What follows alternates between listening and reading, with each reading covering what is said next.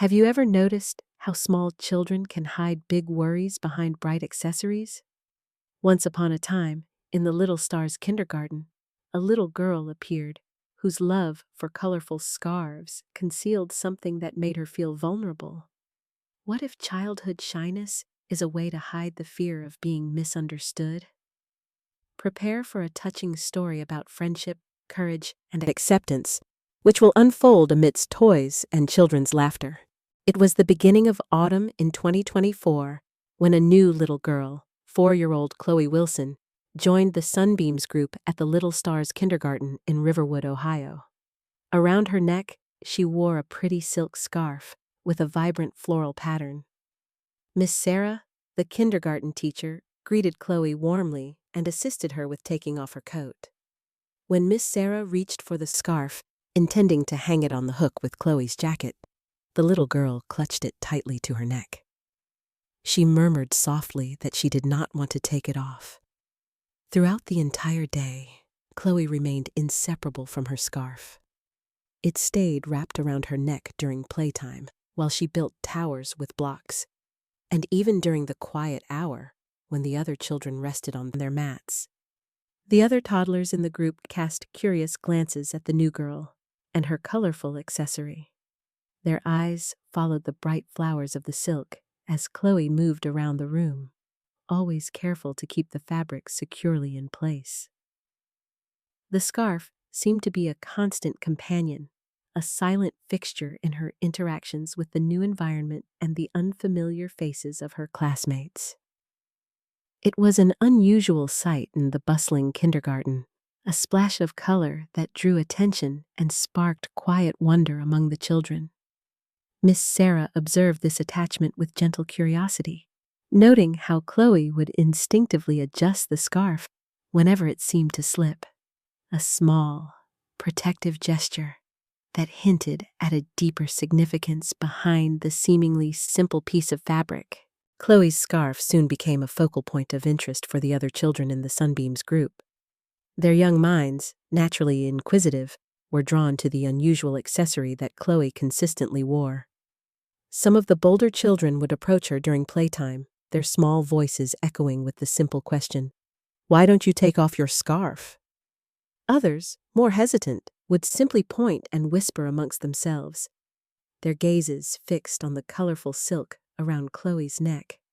A few of the more tactile youngsters even made attempts to gently touch the fabric, reaching out curious little hands towards the bright floral patterns. In response to this attention, Chloe grew increasingly shy. She started to avoid direct interaction with her new classmates, often keeping to the periphery of group activities. During circle time, she would sit quietly next to Miss Sarah, her small fingers fiddling with the ends of her scarf. When the other children paired up for games, Chloe would often choose to play alone, constructing solitary block towers or looking through picture books by herself in a quiet corner of the room. One afternoon, during painting time, an accident occurred. While the children enthusiastically swirled their brushes across paper, a little girl named Lily, carried away by her artistic fervor, inadvertently flicked a blob of bright red paint onto Chloe's cherished scarf. The vibrant color stood out starkly against the silk flowers. Chloe's lower lip trembled, and large tears welled up in her eyes. A choked sob escaped her as she clutched the stained scarf tightly against her neck, her small body shaking with distress. Miss Sarah quickly knelt beside her, offering words of comfort and gently assuring her that it was just a little paint and could likely be washed out. She offered to take the scarf and try to clean it right away. However, Chloe shook her head vehemently, her grip on the fabric tightening even further. She refused to part with it, even for a moment, her distress evident in her tear-filled eyes and the way she buried her face in the stained silk. The scarf, it seemed, was more than just a piece of fabric to Chloe. It was a source of comfort and security that she was unwilling to relinquish. The routine following outdoor playtime involved the children shedding their jackets and changing into their indoor shoes. Miss Sarah diligently assisted each child, ensuring their zippers were undone and their small arms found their way out of sleeves. When it was Chloe's turn, Miss Sarah once again gently broached the subject of the scarf. Her tone was soft and patient, a continuation of the many previous requests. "Chloe, sweetie," she began, her voice calm. "It's time to take off your scarf so we can change your shirt." This time, a flicker of resignation crossed Chloe's face. Perhaps the constant inquiries and the slight discomfort of the warm classroom had worn down her resistance. With a slow, deliberate movement, her small fingers fumbled with the knot at the back of her neck. The bright silk loosened, and Chloe carefully unwrapped it, holding it clutched in her hands rather than placing it down. Miss Sarah's attention was immediately drawn to Chloe's neck, now fully visible. Instead of the smooth skin she expected, Miss Sarah noticed several small, slightly raised spots.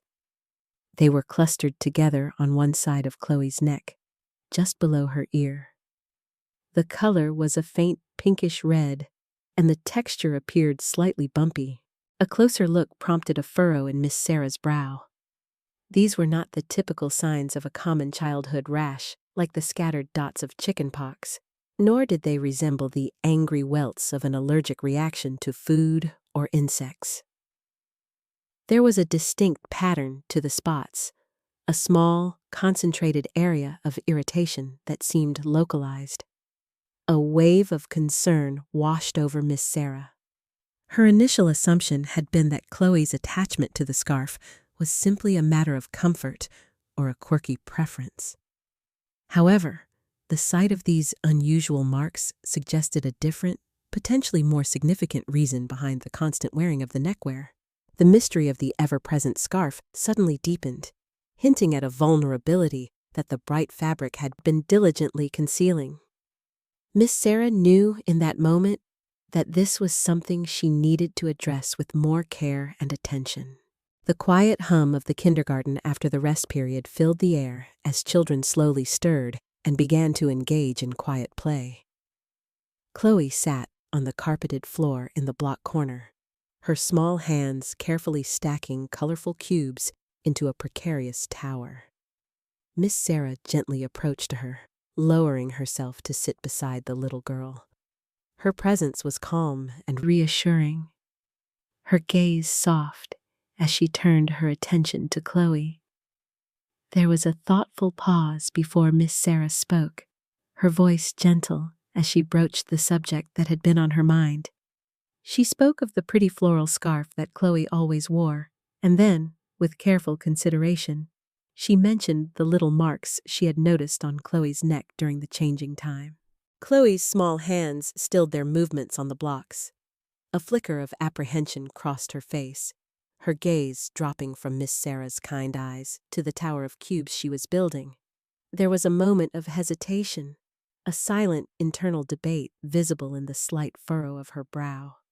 Then, her lower lip trembled slightly, and she finally looked up at Miss Sarah, her eyes filled with a vulnerability that belied her young age. In a soft, almost whispered tone, Chloe began to explain. She spoke of the little spots on her neck, admitting that they sometimes felt itchy and a little bit sore. She recounted what her mommy had told her, that they would go away soon, that it was nothing to worry about too much. But then, the real reason behind the ever-present scarf emerged. Chloe confessed her embarrassment about the marks. She worried that the other children would notice them, would point and stare, perhaps even laugh. The thought of being different, of having something that might be considered strange or unpleasant by her peers, filled her with a quiet dread. The bright silk scarf, she explained, was her shield, her way of hiding something she felt self-conscious about. It was a comforting barrier, a way to blend in and avoid unwanted attention. The scarf, in her young mind, wasn't just a pretty accessory. It was a source of security, a tangible way to conceal a perceived flaw and navigate the social landscape of the kindergarten with a little more confidence. It was her little secret, carefully guarded beneath the colorful fabric. Miss Sarah expressed her gratitude to Chloe for sharing her feelings, her voice warm and reassuring. She gently explained to the little girl that it was perfectly normal for everyone to feel unwell sometimes, and that having a little skin irritation was nothing to be ashamed of. Miss Sarah assured Chloe that her friends in the Sunbeams group were kind and would understand. Later that day, Miss Sarah had a private conversation with Chloe's parents. She delicately mentioned the spots she had observed on Chloe's neck and shared Chloe's feelings about them. Chloe's parents, a hint of embarrassment in their demeanor, explained that they had noticed the marks and had scheduled an appointment with a dermatologist to have them properly examined. The following day at the kindergarten, Miss Sarah spoke to the rest of the children in the Sunbeams group.